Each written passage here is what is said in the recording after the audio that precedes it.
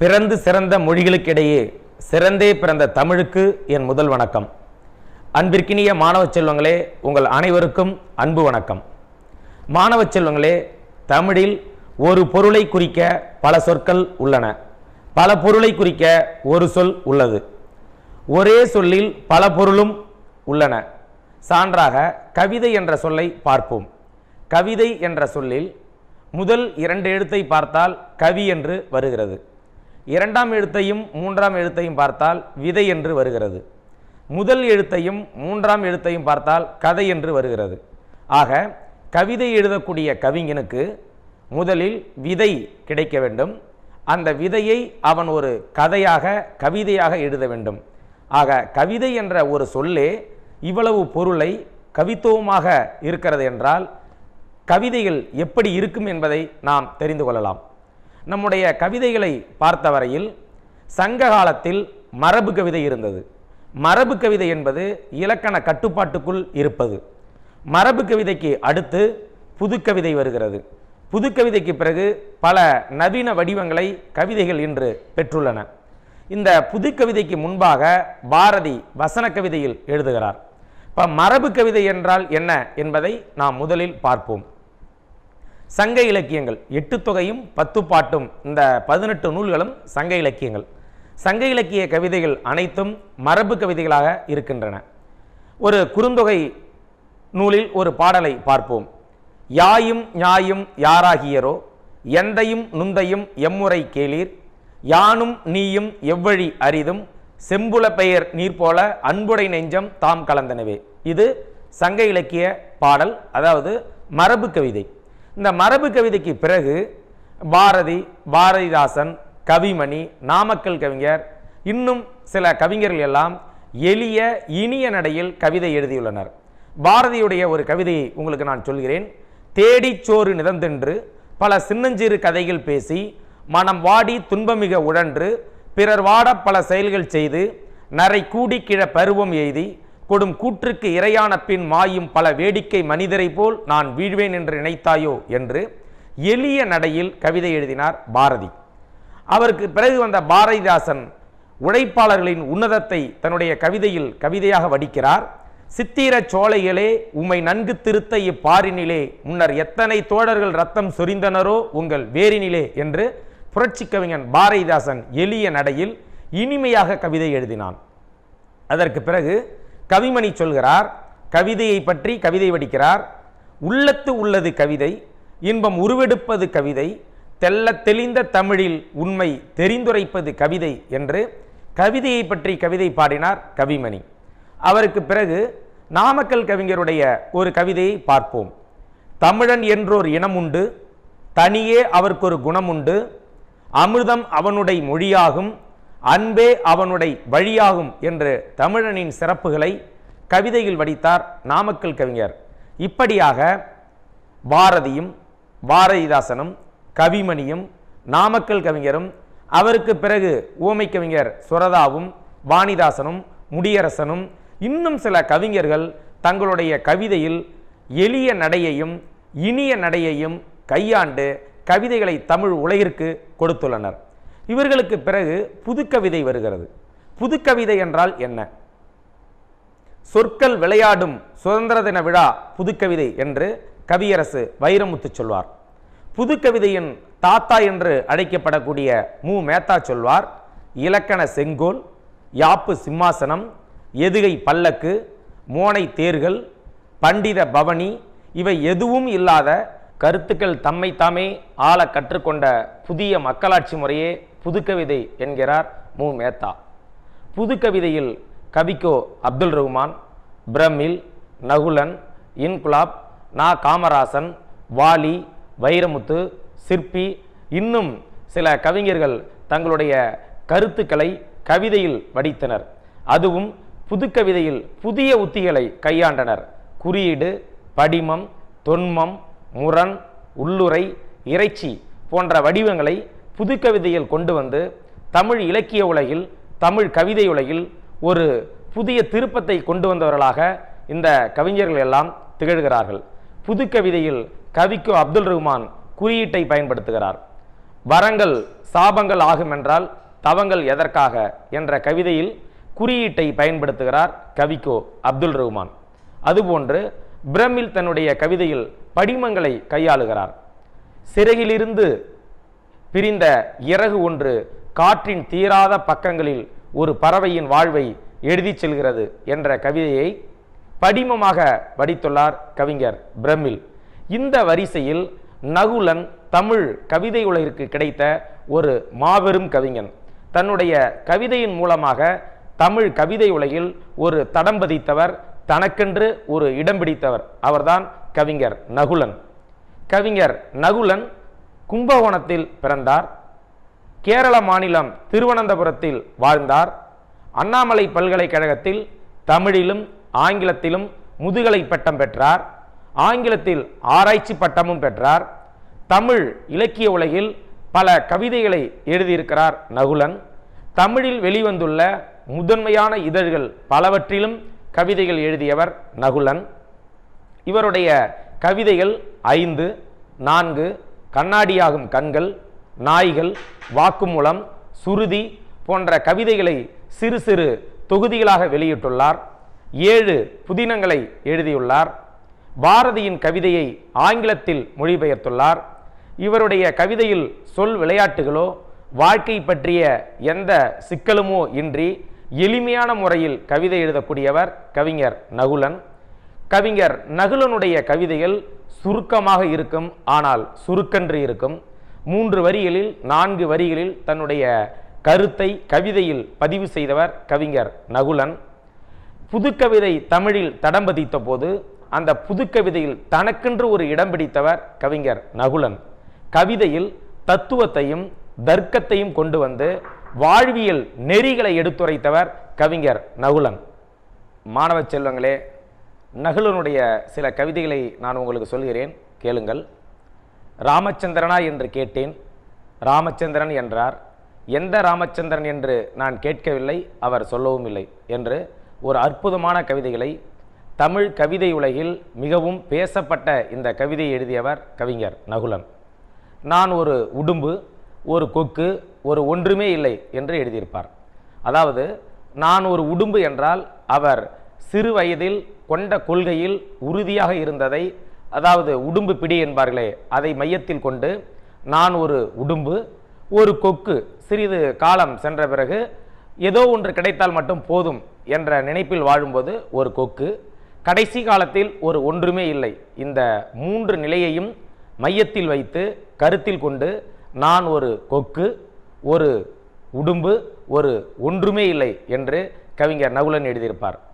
அதற்கு அடுத்ததாக ஒரு அருமையான கவிதை எழுதியிருப்பார். அவர் மிகவும் நாணயமான மனிதர், நாணயம் என்றால் அவருக்கு உயிர் என்று எழுதியிருப்பார். அதாவது நாணயம் என்பது இங்கு நம்பிக்கையை குறிக்கவில்லை, நாணயம் பணத்தின் மீது அவருக்கு மிகவும் விருப்பம் இருக்கிறது என்பதை, அவர் மிகவும் நாணயமான மனிதர், நாணயம் என்றால் அவருக்கு உயிர் என்று எழுதியிருப்பார். அதுபோன்று நினைவு என்று ஒரு கவிதை எழுதியிருப்பார். ஊர்ந்து செல்கிறது நினைவு, பார்க்க பயமாக இருக்கிறது, பார்க்காமல் இருக்கவும் முடியவில்லை என்று நினைவு என்ற தலைப்பில் கவிதை எழுதியிருப்பார் கவிஞர் நகுலன். மாணவ செல்வங்களே, எனக்கு யாரும் இல்லை நான் கூட என்று ஒரு அருமையான கவிதை எழுதியிருப்பார். அதாவது பாருங்க, எனக்கு யாரும் இல்லை நான் கூட என்று எழுதியிருப்பார். அடுத்ததாக அவருடைய ஒரு கவிதையை சொல்கிறேன். வேலைக்கு தகுந்த வேஷம், ஆளுக்கேற்ற அபிநயம், இதுதான் வாழ்வென்றால் சாவதே சாலச்சிறப்பு என்று எழுதியிருப்பார். அதாவது வேலைக்கேற்ற வேஷம், ஆளுக்கேற்ற அபிநயம், இப்படி ஒரு மனிதன் இருக்கக்கூடாது. தனக்கென்று ஒரு தனி கொள்கையுடன், தனக்கென்று ஒரு லட்சியத்துடன் ஒரு மனிதன் வாழ வேண்டும். யாருக்காகவும் நாம் மாறக்கூடாது, எதற்காகவும் மாறக்கூடாது என்பதை எடுத்துரைப்பதாக அந்த கவிதையை கவிஞர் நகுலன் எழுதியிருப்பார். எழுத்தாளனை பற்றி சொல்கிறார். தனியாக இருக்க தெரியாத இயலாத எவனும் எழுத்தாளனாக இருக்க முடியாது என்று கவிஞர் நகுலன் சொல்கிறார். இதே இடத்தில் இன்னொரு கவிதையை அவர் எழுதியிருப்பார். எழுத்தாளனுக்கும் வாசகனுக்கும் நடுவில் நிற்கின்றன வார்த்தைகள் என்று கவிஞர் நகுலன் கவிதையை பற்றி, அதாவது ஒரு கவிஞனை பற்றி இந்த இடத்தில் எழுதியிருப்பார். ஒரு இடத்துல கவிஞர் நகுலன் தன்னுடைய கவிதையில் பதிவு செய்கிறாரு. வெளிமட்டத்தில் மிதந்து கிடப்பதை விட அடிமட்டத்தில் ஆழ்ந்து கிடப்பது ஒரு தனி அனுபவம் என்று சொல்கிறார். அதாவது எந்த ஒரு செய்தியிலையும் மேலே நம்ம மிதந்து கிடக்கக்கூடாது, அடிமட்டத்தில் ஆழ்ந்து கிடக்கணும். அதுதான் ஒரு தனி அனுபவம் என்று கவிஞர் நகுலன் சொல்கிறார். இன்னொரு கவிதையில் சொல்கிறாரு, எந்த கதவு எப்பொழுது திறக்கும் என்று யாருக்கும் தெரியாது என்று கவிஞர் நகுலன் சொல்கிறார். யாரும் இல்லாத இடத்தில் என்ன நடக்கிறது, எல்லாமும் நடக்கிறது என்று, யாரும் இல்லாத இடத்தில் என்ன நடக்கிறது எல்லாமும் என்று ஒரு கவிதையில் கவிஞர் நகுலன் பதிவு செய்கிறார். இன்னொரு இடத்துல சொல்கிறாரு, சமூகத்தில் நடக்கக்கூடிய சிக்கல்களை எல்லலாக பதிவு செய்கிறார். அங்கு எல்லாம் சட்டப்படி திட்டப்படி என்று சொல்கிறார். சட்டப்படி திட்டப்படி தான் நடக்குதா என்பதை ஒரு கேள்விக்குறியாக்கி இந்த இடத்தில் கவிஞர் நகுலன் பதிவு செய்கிறார். அடுத்ததாக ஒரு கவிதை சொல்கிறார், மேகங்கள் வர மண் குளிர வந்தது கார்காலம் என்று சொல்கிறார். மேகம் வந்ததும் மண்ணும் குளிருது, என்ன காலம் வந்தது, கார்காலம் வந்தது என்பதை ஒரு கவிதை நடையில் அழகாக பதிவு செய்திருக்கிறார் கவிஞர் நகுலன். மாணவ செல்வங்களே, இதை மையப்படுத்தி இதற்கு பொருந்துகிற மாதிரி கவிஞர் நகுலன் ஒரு கவிதை எழுதியிருப்பார். நான் எந்த ஊருக்கும் போனது இல்லை, யாரையும் பார்த்ததும் இல்லை என்று எழுதியிருப்பார். அதாவது இந்த காலத்தில் நம்ம எங்கேயும் வெளியூருக்கு செல்வதை குறைத்து கொள்ள வேண்டும், நண்பர்களை உறவினர்களை பார்ப்பதை கொஞ்சம் குறைத்து கொள்ள வேண்டும் என்று அடிக்கடி நமக்கு அறிவுறுத்தி சொல்லி கொண்டிருக்கிறார்கள். இதற்கு ஒத்து வருவது போல அவர் சொல்கிறார், நானும் எந்த ஊருக்கும் போனதில்லை, யாரையும் பார்த்ததும் இல்லை என்று கவிஞர் தன்னுடைய கவிதையில் பதிவு செய்கிறார். மாணவ செல்வங்களே, நகுலனின் தேர்ந்தெடுக்கப்பட்ட கவிதைகள் என்ற ஒரு புத்தகம் இருக்கிறது. அந்த புத்தகத்தை நீங்கள் வாங்கி படித்தால் அந்த புத்தகத்தில் கவிஞர் நகுலன் எழுதிய சிறப்பான கவிதைகளை தேர்ந்தெடுத்து கொடுத்திருக்கிறார்கள். அந்த கவிதைகளை நீங்கள் படித்தால் உங்களுக்கும் கவிதை எழுதக்கூடிய ஆர்வம் ஏற்படும். எப்படி கவிஞர் நகுலனை போன்று நாமும் கவிதை எழுதலாம் என்ற எண்ணம் உங்களுக்கு ஏற்படும். கவிஞர் நகுலன் தன்னுடைய கவிதையில் சித்தர் பாடல்களையும் திருக்குறளையும் திருமந்திரத்தையும் ஆங்காங்கே வெளிப்படும் விதமாக தன்னுடைய கவிதையில் பதிவு செய்திருப்பார். சுருக்கமாக சொல்வார், ஆனால் சுருக்கென்று இருக்கும். அதுதான் கவிஞர் நகுலனுடைய கவிதையின் தனிச்சிறப்பு. அதனால்தான் கானா சுப்பிரமணியன் தமிழ் கவிதை உலகிற்கு கிடைத்த ஒரு மாபெரும் படைப்பாளி கவிஞர் நகுலன் என்று அவரை பாராட்டினார். மாணவ செல்வங்களே, இப்பொழுது நாம் பாடப்பகுதியில் இருக்கக்கூடிய சில கவிதைகளை பார்ப்போம். அதற்கு முன்பாக நுழைமுன் என்று ஒரு பகுதி இருக்கிறது. அந்த நுழைமுன் பகுதியில் சில செய்திகளை உங்களுக்கு கொடுத்திருக்கிறார்கள், அதை பற்றி பார்ப்போம். பாரதிக்கு பின்னர் வந்த காலகட்டத்து கவிதைகள் பலவற்றையும் பற்றிய சிந்தனைகளை செறிவாக, குறிப்பாக, முரணாக, அழகிய தொடராக தருவதற்கு முயன்றன. புதுக்கவிதை வடிவம் இதற்கு ஏற்றதாக இருக்கிறது.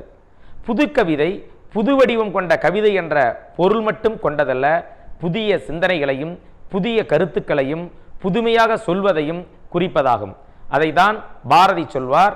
மாணவ செல்வங்களே, மகாகவி பாரதியார் சொல்கிறார், சுவை புதிது, பொருள் புதிது, வளம் புதிது, சொற்புதிது, சோதிமிக்க நவக்கவிதை என்று சொல்கிறார். ஒரு கவிதை என்பது சுவையும் பொருளும் வளமும் சொல்லும் புதியதாக இருக்க வேண்டும். அதுதான் கவிதையில் சிறப்பிடத்தை பெறும் என்று பாரதியார் சொல்கிறார். அந்த வகையில் புதிய உத்திகளை கவிஞர் நகுலன் கையாண்டு பல கவிதைகளை எழுதியுள்ளார். நம்முடைய பாடப்புத்தகத்தில் சில கவிதைகள் இடம்பெற்றுள்ளன. அதை இப்பொழுது நாம் பார்க்கலாம் மாணவ செல்வங்களை. முதல் கவிதையாக இருப்பதற்கென்றுதான் வருகிறோம், இல்லாமல் போகிறோம் என்று ஒரு அழகான அருமையான 3 வரிகளில் முத்தாய்ப்பாக ஒரு கவிதையை கவிஞர் நகுலன் எழுதியிருக்கிறார். இருப்பதற்கென்றுதான் வருகிறோம், இல்லாமல் போகிறோம்.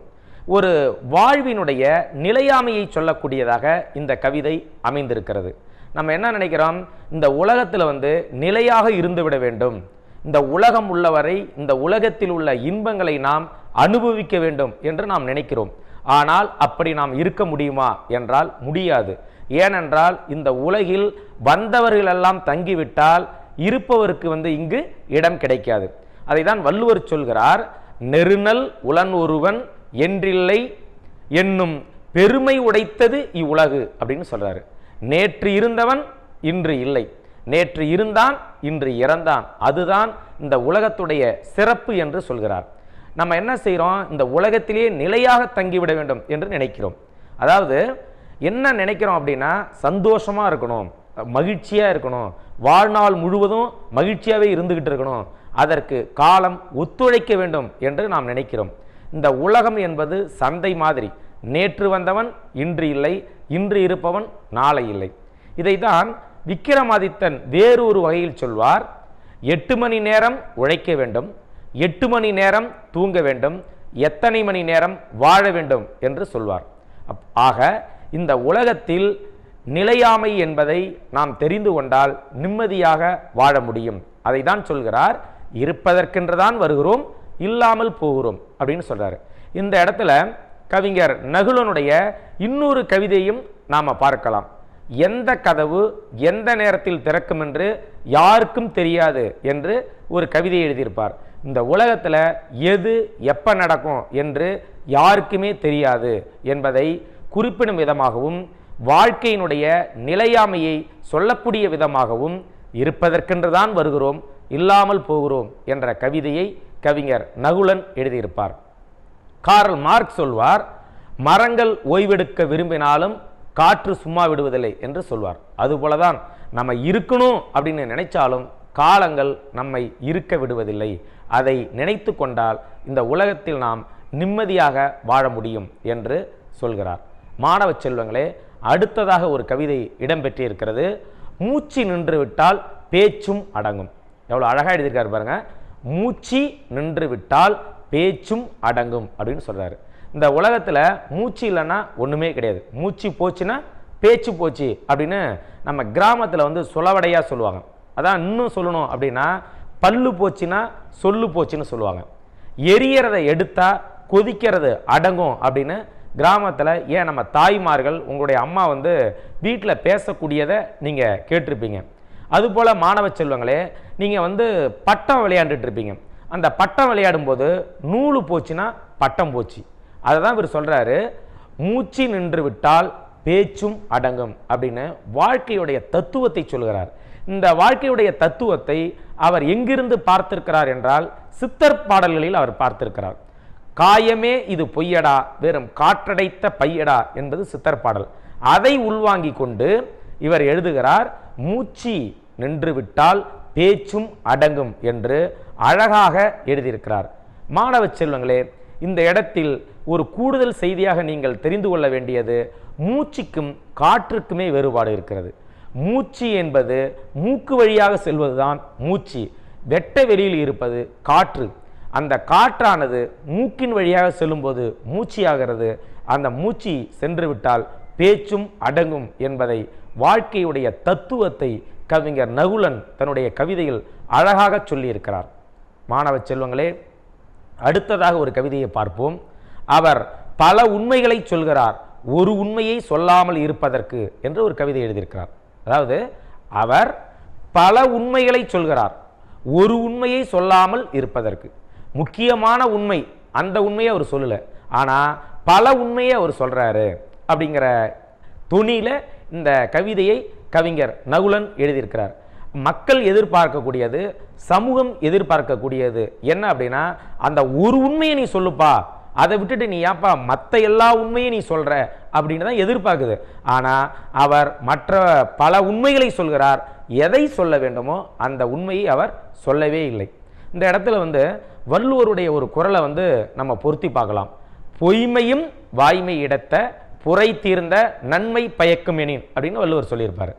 குற்றமற்ற நன்மையை உண்டாக்குமானால் பொய் கூட வாய்மை என்று சொல்லியிருப்பார். அந்த துணியிலா என்ன என்று தெரியவில்லை. இவர் சொல்கிறார், அவர் பல உண்மைகளை சொல்கிறார், ஒரு உண்மையை சொல்லாமல் இருப்பதற்கு என்று கவிஞர் நகுலன் எழுதியிருக்கிறார். கவிஞர் நகுலனுடைய கவிதைகள் எப்படியாப்பட்டது என்றால், இறந்து போன வண்ணத்து பூச்சியை இரக்கமில்லாமல் இழுத்து செல்லும் எறும்பை போன்று காலத்தின் கோலத்தை தன்னுடைய கவிதையில் பதிவு செய்தவர்தான் கவிஞர் நகுலன். அடுத்ததாக ஒரு கவிதை அழகாக சொல்கிறார், ஆர்ப்பரிக்கும் கடல், அதன் அடித்தளம் மௌனம், மகா மௌனம் என்று சொல்கிறார். இதை தான் நான் ஏற்கனவே உங்களுக்கு சொன்னேன். வெளிமட்டத்தில் மிதந்து கிடப்பதை விட அடிமட்டத்தில் ஆழ்ந்து கிடப்பது ஒரு தனி அனுபவம் என்று கவிஞர் நகுலன் சொன்னதை முன்னாடியே உங்களுக்கு நான் சொன்னேன். இங்கு சொல்கிறார், ஆர்ப்பரிக்கும் கடல், அதன் அடித்தளம் மௌனம், மகா மௌனம் என்று சொல்கிறார். கடலை நீங்கள் பார்த்திருப்பீர்கள், மேல் மட்டத்தில் அலை அடித்து கொண்டே இருக்கும், ஆர்ப்பரித்து கொண்டே இருக்கும், சத்தம் எழுப்பிக் கொண்டே இருக்கும். ஆனால் அந்த கடலின் அடி ஆழம் என்பது மௌனமாக இருக்கும். அதுவும் எப்படி இருக்கும்? மகா மௌனமாக இருக்கும்.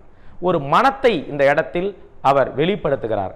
கவிஞர் நகுலன் தன்னுடைய கவிதையில் கடல், மலை, அலை என்று இயற்கையை பயன்படுத்தி கொண்டே இருப்பார், பதிவு செய்து கொண்டே இருப்பார்.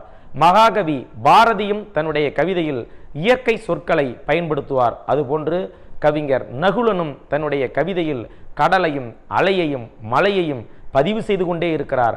அதுபோலதான் இங்கு சொல்கிறார், ஆர்ப்பரிக்கும் கடல், அதன் அடித்தளம் மௌனம், மகா மௌனம்ங்கிறார். அதாவது மாணவ செல்வங்களே, நம்முடைய உடம்பே எடுத்துக்கொள்ளுங்களேன். நம்முடைய உடம்புல இருக்கக்கூடிய அந்த மனம் இருக்கு பாருங்க, ஆழ் மனம், அது அமைதியா இருக்கும்.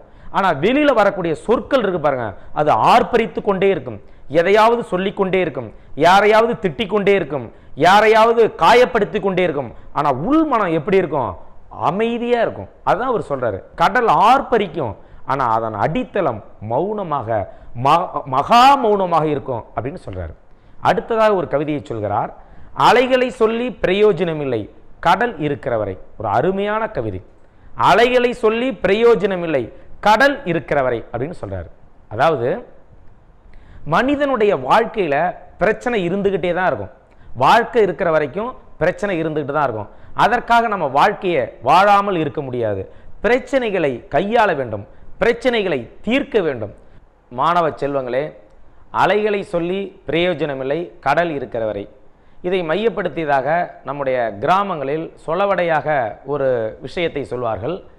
மூக்கு உள்ளவரை சளி இருக்கும் என்று சொல்வார்கள். அதாவது வாழ்க்கை இருக்கிற வரைக்கும் பிரச்சனை இருந்துகிட்டே தான் இருக்கும். அதை ஒட்டி இப்படி மக்கள் சொல்வார்கள். இதை வேறொரு கோணத்தில் நாம் பார்க்கலாம். ஏமாற்றுபவர்களை சொல்லி பிரயோஜனமில்லை, ஏமாறுபவர்கள் இருக்கும் வரை அப்படின்னு கூட நம்ம ஒரு புதிய வடிவத்தில் கூட இந்த கவிதையை நாம் கையாளலாம். இந்த கவிதை என்ன சொல்கிறது என்றால், அலைகளை சொல்லி பிரயோஜனமில்லை, கடல் இருக்கிறவரை. கடல் இருக்கிறவரை அலை அடிச்சுட்டு தான் இருக்கும். வாழ்க்கை இருக்கிறவரை பிரச்சனை இருந்துகிட்டு தான் இருக்கும். பிரச்சனையை கண்டு நாம் அச்சப்படக்கூடாது, பிரச்சனைகளை கொண்டு நாம் கவலைப்படக்கூடாது. எதையும் சமாளிக்க முடியும், எதையும் தாங்கும் இதயம் இருக்க வேண்டும் என்பதை நினைத்து நாம் வாழ்க்கையை வாழ வேண்டும் என்று வாழ்க்கையின் தத்துவத்தை 3 வரிகளில் நமக்கு கவிதையாக வடித்து தந்திருக்கிறார் நவீன கவிஞர் நகுலன். கவிஞர் நகுலனை தமிழ் கவிதை உலகு சிலாகித்து கொண்டிருப்பதற்கு காரணம் அவருடைய நவீன கவிதை தான். மாணவ செல்வங்களே, இறுதியாக ஒரு கவிதை நம் பாடப்புத்தகத்தில் இடம்பெற்றிருக்கிறது. உள் நின்று சலிக்கும் காற்று உள்ளவரை அப்படின்னு ஒரு கவிதை எழுதியிருக்காரு. உள் நின்று சலிக்கும் காற்று உள்ளவரை அப்படின்னு ஒரு கவிதை. அதாவது மூச்சு நின்று விட்டால் பேச்சும் அடங்கும் என்ற ஒரு கவிதையை பார்த்தோம்ல, அதை போலத்தான் இதுவும். உள் நின்று சலிக்கும் காற்று உள்ளவரை. நம்ம மனிதனுடைய உடல்ல காற்று உள்ள சலித்துக்கிட்டே இருக்கும். அதாவது மேலையும் கீழையும் இறங்கிக்கிட்டே இருக்கு. அப்படி இருக்கிற வரைக்கும் தான் நம்ம வாழ முடியும். அதாவது புத்தர் சொல்வாரு, ஒரு மூச்சுக்கும் அடுத்த மூச்சுக்கும் இடைப்பட்ட காலம்தான் வாழ்க்கை என்று புத்தர் சொல்வார். அதை போலத்தான் இங்கு கவிஞர் நகுலன் சொல்கிறார், உள் நின்று சலிக்கும் காற்று உள்ளவரை. காற்று இயங்கிட்டு இருக்கிற வரைக்கும் தான் நம்முடைய இயக்கம். இல்லை என்றால் நமக்கு மரணம்தான். அப்ப காற்று இயங்கி கொண்டே இருக்க வேண்டும். அது உள்ள சலித்து கொண்டே இருக்கிறது. அதனால்தான் நாம் இயங்கி கொண்டே இருக்கிறோம் என்று இந்த கவிதையில் கவிஞர் நகுலன் வாழ்க்கையுடைய தத்துவத்தை சொல்கிறார். ஆக மாணவ செல்வங்களே, கவிஞர் நகுலனுடைய கவிதைகளை நீங்கள் திரும்ப திரும்ப படித்து பார்த்தால் புதிய புதிய பொருளை உங்களுக்கு கவிஞர் நகுலனுடைய கவிதைகள் தரும். ஏனென்றால் அவருடைய கவிதை என்பது தத்துவங்களையும் தர்க்கங்களையும் மக்கள் மொழியையும் வெளிப்படுத்தக்கூடியதாக கவிதை அமைந்திருக்கும். மனிதனிலிருந்து மனிதனை எடுத்து மனிதனுக்கே கொடுப்பதுதான் கவிஞர் நகுலனுடைய கவிதைகள். முதல் கவிதையில் அழகாக சொல்கிறார், இருப்பதற்கென்றுதான் வருகிறோம், இல்லாமல் போகிறோம் என்று வாழ்க்கையின் நிலையாமையை சொன்னார். அடுத்த கவிதையில் சொன்னார், மூச்சு நின்றுவிட்டால் பேச்சும் அடங்கும் அப்படின்னு சொன்னார். மூச்சு போச்சுன்னா பேச்சு போச்சு அப்படின்னு சொன்னார். அடுத்த கவிதையில் சொன்னார், அவர் பல உண்மைகளை சொல்கிறார், ஒரு உண்மையை சொல்லாமல் இருப்பதற்கு அப்படின்னு சொல்றாரு. பல உண்மையை சொல்றாரு, எதை சொல்லணுமோ அதை சொல்லல, அதை விட்டு மற்றதையெல்லாம் அவர் சொல்லி கொண்டு இருக்கிறார் அப்படின்னு சொன்னார். அதற்கு அடுத்து ஒரு கவிதை சொன்னார், ஆர்ப்பரிக்கும் கடல், அதன் அடித்தளம் மௌனம், மகா மௌனம் என்று சொன்னார். அதற்கு அடுத்ததாக ஒரு கவிதை சொன்னார், அலைகளை சொல்லி பிரயோஜனமில்லை, கடல் இருக்கிறவரை என்ற கவிதையின் மூலமாக வாழ்க்கை இருக்கிறவரை பிரச்சனை இருந்து கொண்டுதான் இருக்கும், அந்த பிரச்சனைகளை தவிர்த்து பிரச்சனைகளை தீர்த்து நாம் மகிழ்ச்சியாக வாழ வேண்டும் என்பதை வெளிப்படுத்துவதாக அந்த கவிதை அமைந்திருக்கிறது. இறுதியாக மாணவ செல்வங்களே, உள்நின்று சலிக்கும் காற்று உள்ளவரை என்று சொல்கிறார். அதாவது மனிதன் இயங்கி கொண்டு இருக்க வேண்டும் என்றால் நம்முடைய உடலுக்குள் காற்று இயங்கி கொண்டிருக்க வேண்டும்.